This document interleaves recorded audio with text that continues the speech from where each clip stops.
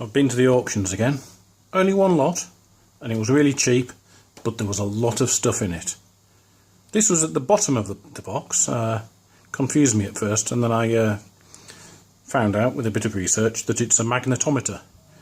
Very, very basic and simple, sensitive way of measuring the relative strength of magnetic fields. I'm a terrible geek. I can't find anything magnetic in the flat. However, one other thing that was in the lot was this. Not cowbell, goat bell.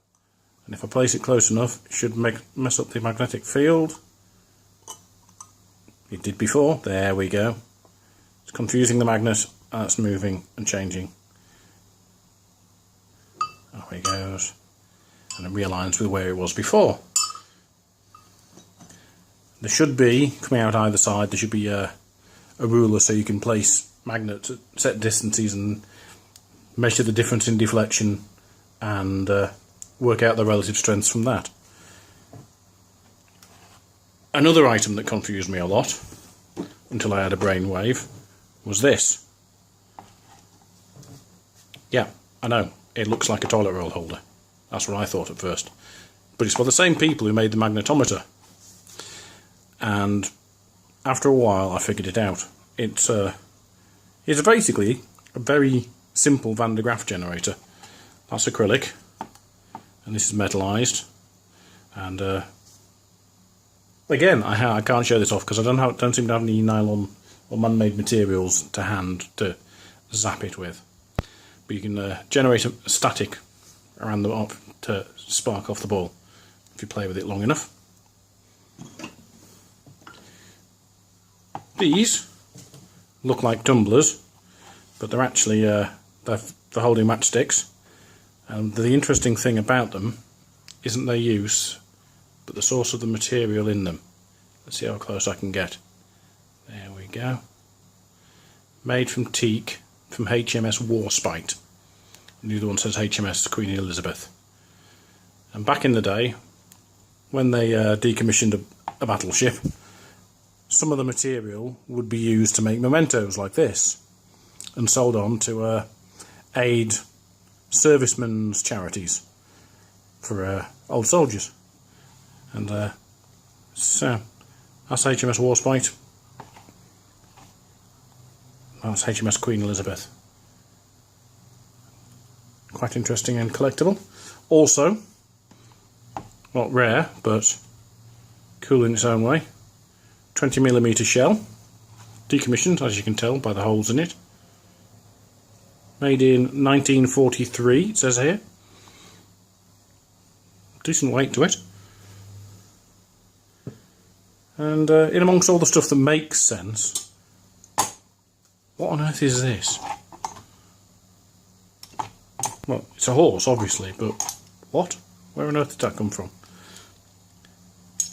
That's the wonder of these mixed lots that you find at the auctions. They're full of weird stuff.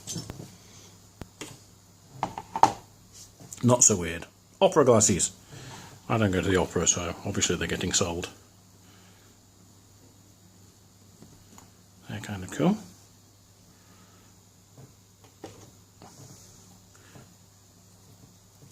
Also quite useful at the moment. Rather nice fan. Pretty. Possibly to be used at the opera. Keep you cool. This is quite nice. It's an ink pot. Inkwell. You can actually still see ink on it. Not entirely sure what it's made out of. Possibly pewter. Possibly something else. So, and we've got another interesting box here. Nice little box. It's made for me. It's on the bottom. It's got the name of a cigarette company. So kind of like a humidor for cigarettes, maybe. That's kind of cool.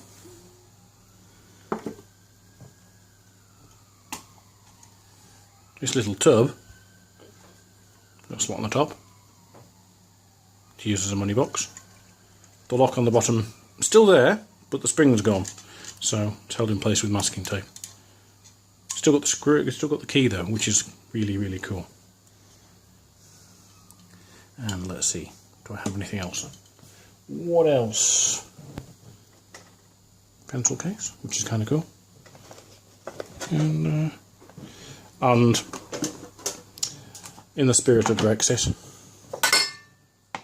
British Bulldog ashtray. You can stub your butts on Winston there. Churchill, whatever. All these wonderful things are usually mixed in with weird and wacky and horrendous stuff. Like, what on earth is this about?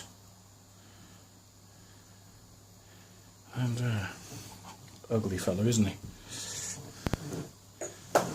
But possibly the strangest and ugliest of all that I got in this particular lot was this one. Angry polar bear with a broken nose. How odd.